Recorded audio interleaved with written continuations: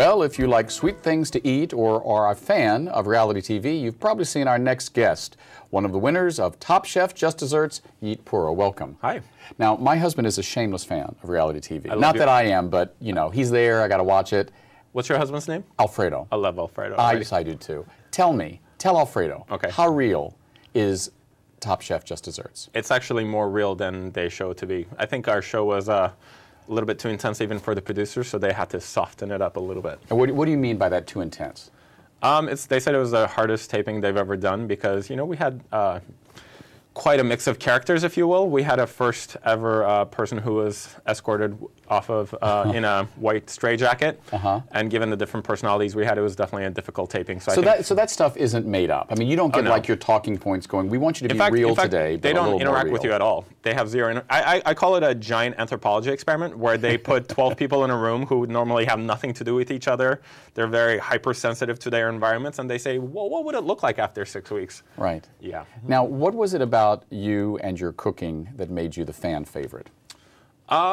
I don't know. I think my cooking is what I love to do. I mean, pastry is always what I've loved to do since I was 4 years old, and I kind of feel really blessed in that sense. But, you know, I think I was kind of in this mode of just zone into it and meditate and just do what I love to do and try and tune everything else out. And at times I was successful and times not. But I think kind of what made me a fan favorite is because I was able to be on the show without any apologies, without dramatizing anything, and just being myself. And I think sometimes reality in itself is a beautiful thing in its simplicity, so I think people like seeing that. Yeah. Now, you are originally from Turkey, Istanbul, your family is from, correct? Yes. What is it like growing up gay in Turkey?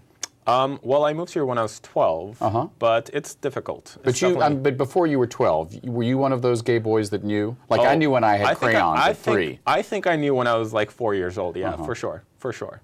You know, but that's a whole other conversation. But being gay in Turkey is, yeah, no, we're not going to get that out now. Being gay in Turkey is definitely difficult. You know, now I think some of the major universities have gay clubs, and there's a very small pride celebration in Istanbul, but, you know, it's still not a comfortable place to walk out and be proud. And the government, as secular as it is and as forward-thinking as it is, it definitely does have some backward views on what it means to be a homosexual or a queer person in society. I mean, I've been to Istanbul several times, and in one sense it struck me as very quote-unquote gay. I mean, it's certainly a very male society. It's a very male society, and men tend to have this camaraderie which most Western people confuse for being gay. Yeah, I mean, I was there with straight friends, and they were like, we're all these guys holding hands and arms around. I said, that's not gay. You know, ironically, I'll tell you this funny story, and that'll kind of explain the story. When I was 8 years old, my father took me to Topkapı Palace, which is a big palace where the sultans used to have their, you know, way. And then I remember during the tour, they took us to the harem, and then they took us to the sultan's quarters, and then they said there was a secret back door to a secret harem that a couple of the sultans used to have, where they used to entertain young men.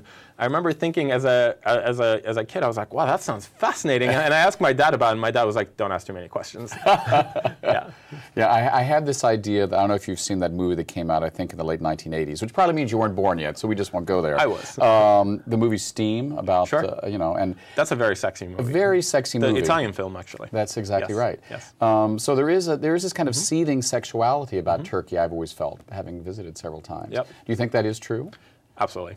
Yeah, we're very flirtatious people. I see, I see. Now, was that one of the traits that you think brought you to the attention of the producers of Top Chef? I don't know. You know, they never told me how they found me because I didn't even apply for the show. They ended up finding me through some means, but hey, I got on, I won, and that's all that matters. Yeah, well, talk a little bit about that, because I think, I mean, reality TV has become a cultural phenomenon. I mean, I ignored it, I have to admit, for as long as possible. But now, if you want to understand, I think, what's going on in media, you have to understand reality TV. So I think people want to know, how do they... Some reality TV could really just jump off a deep end and never come back. And that's nothing against the Real Housewives of New Jersey, but I or the Jersey Shore. Exactly. But you say that you didn't apply. How does someone find Yigit Pura? Well, I mean, I've always been very driven since a very young age. Since I was 19, I've been working in kitchens, and when I was 24, I ended up working at one of the top kitchens in New York City. So I think it was more my professional background and my achievements as a culinary professional. I think that's what attracted them to me. And if there's any other layers to that which made it even more appealing, I'm not sure, but that's okay. So how did you find out? Did you get a call? Was it a letter? An Ironic email? thing is actually, I was in New York City, and I was on my iPhone, and there was a email from Magical Elves, and I just deleted it. I think it was some stupid Christmas company, and then the producer called me the next day. He said, you know, I'm from Magic Gloves, and I was like, oh, I'm not interested. He goes, do you even know who we are? I said, no, and then he ended up telling me what they were looking for, and I said, oh, great, and then I ended up applying for the show. My intentions were never to become a TV star or anything of that nature. How is it being a TV star? I don't want to call it a star. How about a personality? But, you know, it's something that's been fantastic for business, and immediately after I came off the show, I kind of realized what this was going to do for my career, and I didn't quite realize what that was actually. But, you know, it's been a huge catapult for my career between opening a store, writing this book, and all these personal appearances. But something that's been really wonderful about it is actually having a voice in the gay community now. And I've been an activist since I was 16 years old. But now to actually have the voice to inspire young people or even adults throughout the country or across the world, I mean, that's a huge gift. Right, so the celebrity has helped you espouse your political and social And I've agenda. never been one to hold my opinions back, let's just say. Right. I mean, last year you were Grand Marshal at the San Francisco Pride Parade. You were a presenter at the GLAAD Media Awards. I mean, now you're probably getting requests all the time. I mean, who handles your bookings? I have a wonderful publicist. I hear. I know them. Yes. I know them. Yes, they're good people. They are good people. Charles Zucco and Associates, and Kevin's pretty great. Yes. Are you getting, has it waned or is it increasing now, your celebrity? You know, I think it has kind of settled into this nice little nook where it's not completely crazy. I mean, I have to admit, about a year and a half ago, my schedule was so tight that I was on the verge of losing my mind. And my lesson in last year, which kind of goes against my Buddhist philosophy, was it's okay to say no sometimes. And now I've kind of learned how to settle into it and make room for myself so I can kind of keep my sanity as well as pursuing professional endeavors and giving back to everyone else as well. Yeah, so at what point between the Bosphorus and Brooklyn did you become a gay Buddhist? That kind of slipped in. Right. Because I assume you weren't raised Buddhist in No, Istanbul. not at all. Not at all. Turkish people are very secular in their religion mostly, but my first pastry chef actually, his name was Noah Butter. I mean, kind of amazing, right? It's kind of incredible. He was actually Buddhist, and when I was 19 years old, I'd just come out of the closet maybe a couple of years ago, and clearly I was 19, hormonal, and I was in this new industry, so I was definitely very jittery all the time, and he introduced me to Buddhism through a couple of books, and I settled into it, and it's really beautiful. Buddhism is not really a religion. It's more of a philosophy on how to love people and how to be compassionate. Love or fear. Absolutely, yeah, and compassion is a really beautiful word, I think, because having compassion for yourself means that you can have the courage to really do whatever you want and be comfortable with that. I think in our community, that's something people can really practice, but also to have compassion for other people. And I think something that we forget sometimes is how to be able to relate to our straight community as gay men. And I think, or in the queer community, because we want acceptance, yet we don't give the straight community the same acceptance. I mean, certain people get, you know, the Castro, let's take that for example. Certain people get really irritated, I know, that now there are straight families in the Castro and, you know, people raising kids and this and that. I love that. I love seeing that. One of the most beautiful memories I have is I used to live in the Castro about 2 years ago, and I was walking to my car, there was a straight family pushing their cart, and then my neighbors next door, they're a gay family, they're pushing their cart. They said hello to each other as a transgender person was hiking down the street. I was like, I love this city. Yeah, it's perfect. Yeah. Now, you said you came out officially when you were like 16? 18 officially. 18. Yeah. How did your family take it? Or did they know? Was this a great shock? Well, here's the thing. When I called my sister, who's actually gay as well, she's my favorite person in the entire world, I remember I called her and I was completely crying and freaking out, and I said... And she's back in Turkey? She lives in Seattle. Okay. And she might actually be moving back here. But I called her and I said, I think I did something really bad. And she said, sweetie, did you kiss a boy? And I was like, how did you know? And she goes, I've known since you were 5.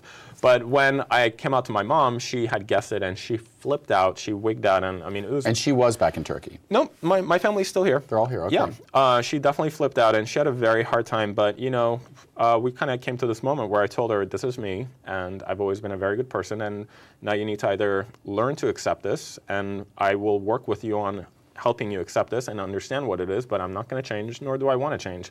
So for the first couple of years, it's definitely difficult, but my mom is a huge advocate of gay rights now. I mean, in San Diego, where she lives, she does things for PFLAG on her own. Friends of Lesbian and Gays, yeah. Yeah, exactly. And then, you know, my nephews who are the loves of my life, she talks about them very freely. My whole family is very accepting, and it's pretty beautiful. Now, I would think of industries where people would say, well, I wouldn't be surprised to see a gay person there, that the food industry... Yeah, it's not one of them. You don't think so? It is definitely not one of them. I mean, sometimes I see like episodes of Top Chef. I mean, these guys are seriously macho. I'm scared of the cleaver thing. Yeah, no, the food industry is not definitely somewhere that's, queer people tend to thrive. But I think that's definitely changing more and more. And I think in the last 10 years, that's come a really long way. But Why do you think that is? I think because I think gay people or queer people are more comfortable within themselves not to hide and to be more assertive and to be more aggressive. And the industry which, I worked in as a pastry chef when I was 24, I worked at Daniel Boulou in New York, which is a very predominantly French, macho, testosterone-driven kitchen. And I think I was the only gay person there. And, when I started working there, they definitely made comments, they made jokes. I just took it. And after about 3 months, they realized, okay, there's no beating this kid down. And through my perseverance, they saw that I was a talented man and I worked really hard and I was willing to achieve my dreams. At that point, it became a matter of, who cares? Have you always been this confident? I had a really hard time coming out when I was 18. I had a really, really hard time. But it's one of those things, once I kicked those doors, I never looked back, and it really helped me to gain a lot of self-confidence. And when I actually do a lot of outreach to different queer youth organizations, that's kind of what I try to instill in these kids, is that when I was, 15, 16, 14, having come to this country as an immigrant and as a person of color, and I barely spoke English and being gay, I was so timid. I was that really quiet kid on this, corner who never spoke to anyone. And once I kind of dealt with these things and I moved on, it was actually a matter of rebirth for me, and I gained so much confidence. So that's what I try to tell these kids, is everything that makes you different, everything that sets you apart, that you kind of fear and that you're afraid of, really hold on to that, because when you graduate high school and when you become an adult, that's really what's going to set you apart and make you a stronger person. Are you a chef first or an activist first? Chef, definitely. Yeah. That is my first love. Yeah. In our last few moments, talk to me about what is the Yigit Pura style. And how much of it comes from your childhood, watching your mother or your family cook? I mean, what is it? If I'm going to have a wonderful dessert here and it's a blind tasting, how am I going to know that's Yigit's Sweets? Well, you will know because so when we open Tout Sweet very soon, the way I design food is it comes from love. Little Prince is always my inspiration for creating things. So I always want to create things that an adult can appreciate, but a young child would always be excited about too. And people call my desserts flamboyantly elegant. So I try to drive inspiration from the craziest places, whether it's a song, whether it's a poem, whether it's a person. And I also realize that a lot of people helped me in my life to get to where I am. So some of the desserts in my store are actually named after the people in my life and what their character is like and how that would translate into a flavor. So I always like to be a little cheeky and play with things to kind of keep it exciting. Yeah, so give me an example. Some of these people whose names have been immortalized. Oh, gosh. I mean, do you have Yigit's Sweets? I mean, that seems like an obvious one. I can't be that. That would be a little bit narcissistic, right? Yeah, to name a dessert after myself? No. But one is named after my sister. She is probably my favorite person in the entire world, and her favorite flavors are coffee and hazelnut. So I designed a whole line of desserts after her. And I actually, Nikola Tesla, who's an engineer, he's one of my greatest. One of the greats. He's one of my greatest inspirations. So one day I started thinking about if electricity could be a flavor, what would it be like? Because electricity definitely, invigorates this sensation. So I created this flavor profile of yuzu, lime, and passion fruit, which is a very exhilarating flavor. And then we translate that into a cake, into a tart, into a chocolate, into confection. So it's crazy, but I love it. Yeah. All right, so you've got a store coming up soon. Yes. I mean, Tout Sweet. Tout Sweet. And a book? We'll be writing Union Square. And my book comes out next fall. It's been wonderful speaking with you. Thank you. We've been speaking with Yigit Pura. Next up, we're going to speak with Ronald Holt about how LGBT youth is dealing with ongoing bullying. We'll be right back.